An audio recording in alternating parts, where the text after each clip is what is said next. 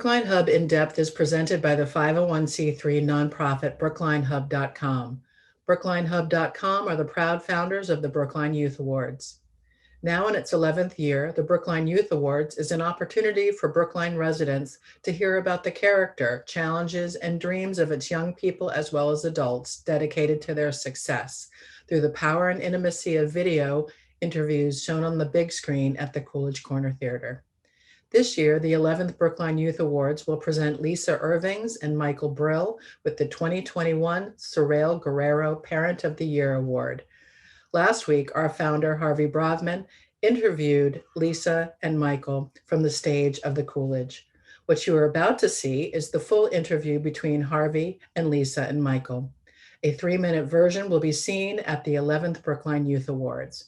The 11th Brookline Youth Awards can be viewed on March 8th at 7 p.m. on all Brookline Interactive Group and BrooklineHub.com channels. My name is Lisa Irvings. And my name is Michael Brill. I'm an occupational therapist in the Boston Public Schools. I have been for 30 years now. I do cybersecurity engineering.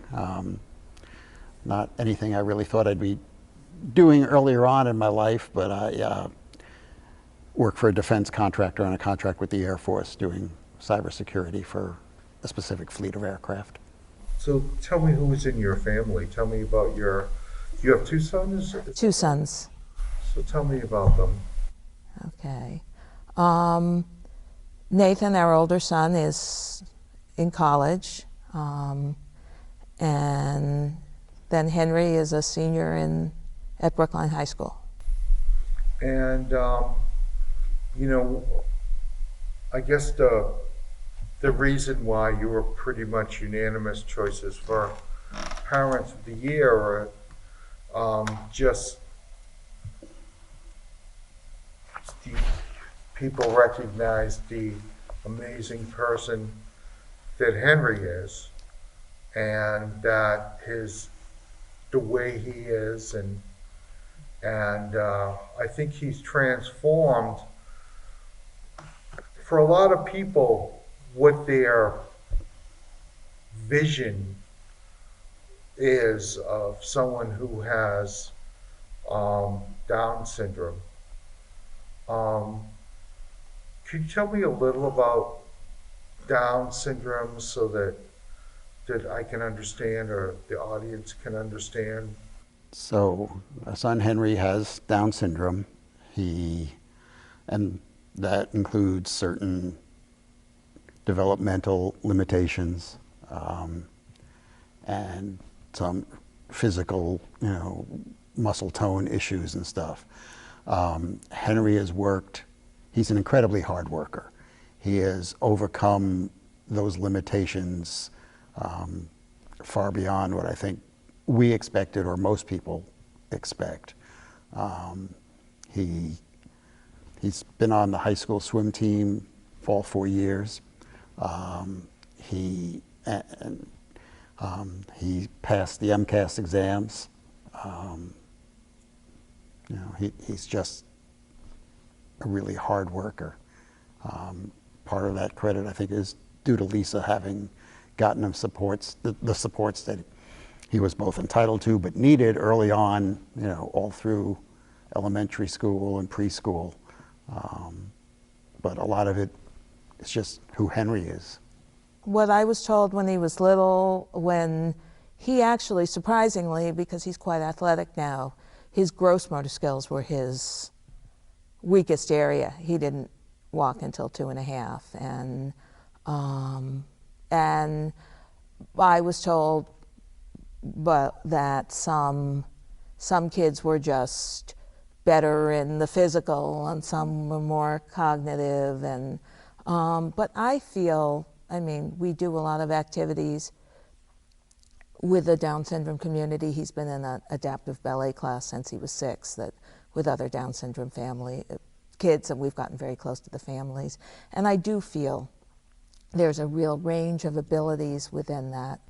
It was very overwhelming at first. I think what was so different is that, you spent all this time with early intervention and, services and people in your space and all of that, you know, but I think the hardest for me, the beginning people were saying to me, I'd take him to the park, and he was always very social. He was always very high functioning in his skills, and they would say, like, when do you start seeing, you know, the issues with Downs? And about the time that all these kids started to walk and talk, and those things took a long time, you know, so, for Henry, and he got there, but it took a lot longer. And I think that was the time that I think there are various times that were harder. And I think that was when I found it the hardest in the early years. When the difference was... When the difference became very, much more visible. So, you know, Henry starts developing the signs that you knew were going to come because you knew he had Down syndrome. Yeah. And at first he's, you know, not showing it because that's how that. Tell me some of the things that you did to make sure that Henry got what he needed. And were there challenges along the way trying to get Henry the support system that he needed? Well, he didn't talk till he was 2 or till about 2, but he learned basic sign language and could express his needs. I mean, his favorite sign was cookie, but it still is. He's the one sign he still uses. Yeah. But so there was that, just getting him as much help as we could. Yeah, it was definitely exhausting. I think, you know, my family, my sister and sister-in-law and my parents were very helpful in terms of doing whatever they could, but I found it really hard. I remember there was one time where I was trying to get respite service. To help us as a family, I kept getting denied, and I'd be told, well, if there's one more thing, and then I'd have the one more thing, and I'd be denied. And and it wasn't the money for this service, it was not a whole lot, and my family was helpful with financial support if I needed something for Henry. But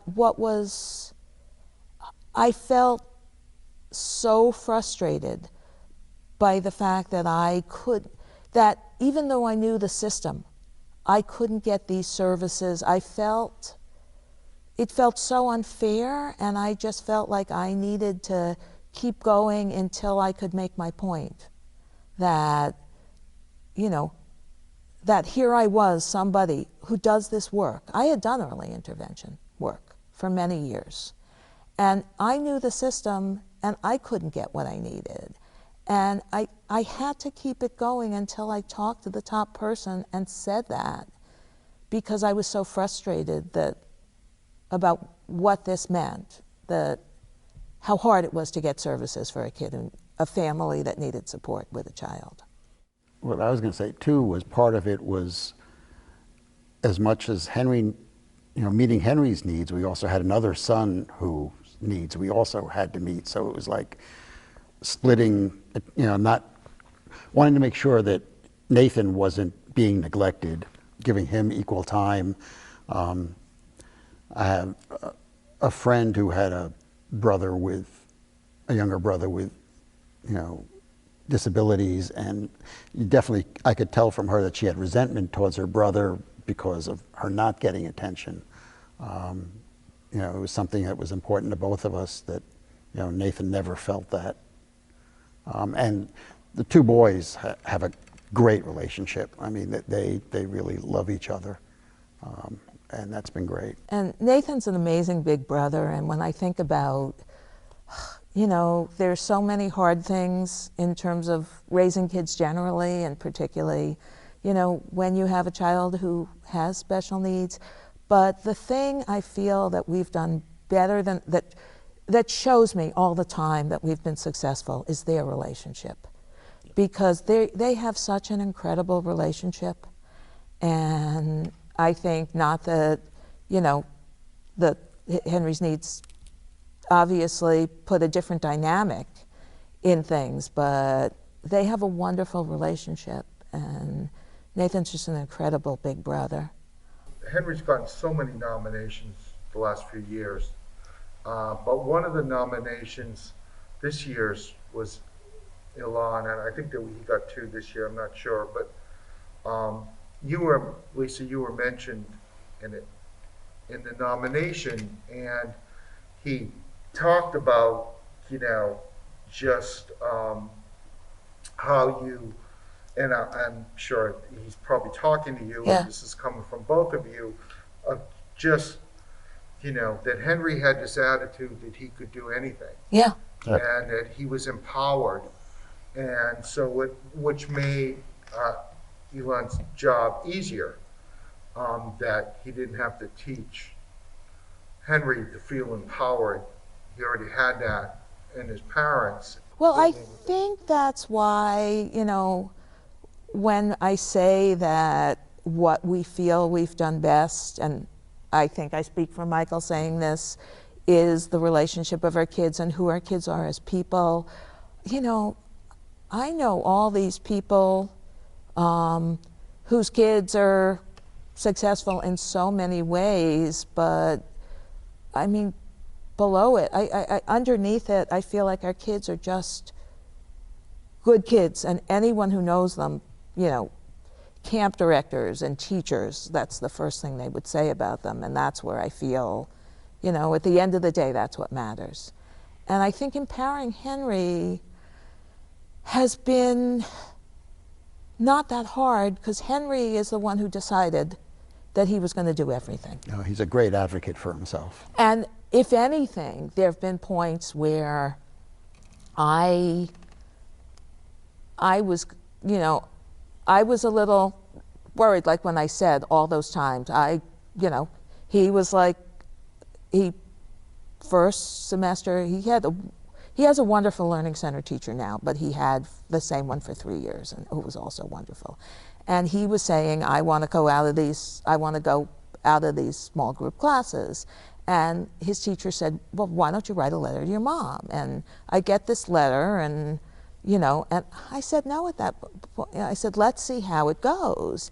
And I went to his meeting is usually around December, late November, December, and I went to his meeting, and they were encouraging me to have him move up to a co-taught social studies class. And this happened every semester. It was another, you know, like, or the following year, I think he started in 2 more.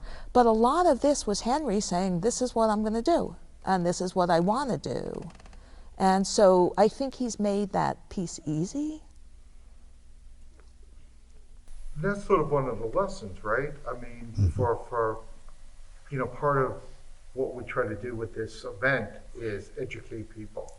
And so they think they're seeing a bunch of kids getting awards, when really all of it is about education, because we learn through other people's challenges and what is Down syndrome and what isn't it. You know, Henry, you can have Down syndrome and have a personality and have a work ethic and have a will that doesn't give up. That's part of, you can have character, and Henry has character, and that stands out, that has nothing to do, Down syndrome isn't about character, it's about a certain developmental challenges that people are born with, but it's not that you don't have a character, and he has one, and so do you.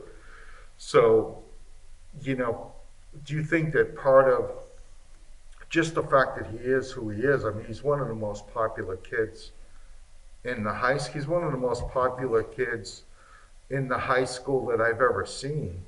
But I think, again, the high school has kind of, I mean, we've supported him, he's believed, we've tried to support him. he's taken the attitude, I can do anything, but again, I'm dealing with like looking at the world outside of the high school, and there's still a lot of people who don't get this, and that he can do anything. And he needs support. It's not that he doesn't need support. It's not that sometimes his learning process to do it is not more. But if you look at what he's done, like the example of his being successful in his English class, which I worried about a little because it's not a traditional class, he just works so hard and he's so organized that the combination, you can have good raw material, and if you don't work at it, you know, I see some of these kids who think that life's going to come easy because they, you know, they did well in school, and, you know, that whatever, they're good at whatever they do, but it takes more than that to be successful in life. And I think what Henry has learned, it's taken him a long time to do a lot of things. He comes to it later, but then he's determined that he's going to work so hard to master it. He's going to college next year? He's going into the transition program at Brookline High School, and he will be taking some college classes through a program that has some supports. And then his goal is to go to a 4-year college. Do you, any message that you want to share with Brookline community? I read a quote recently when the author of The Phantom in the Tollbooth passed away.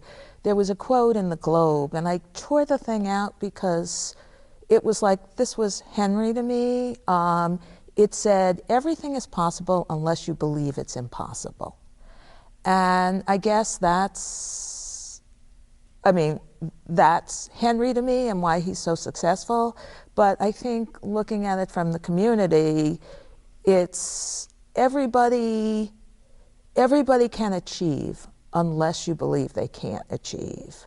And my biggest struggle, you know, has been, in the early days, it was getting him the support he needed to be able to be successful. And more recently, as we look at him in the community and in the, you know, in the post-high school community, which is a struggle for a lot of kids, it's getting people to see, you know, who he is and what he can do, and not judge him by his disability or his small stature or the fact that he can, when you don't know him, be a little hard to understand.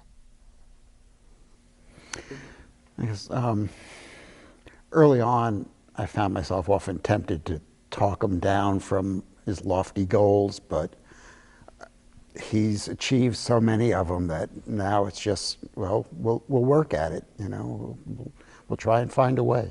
I feel the same way. I think about the fact that there was one point where he was a little frustrated by MCAS, and they took him back in.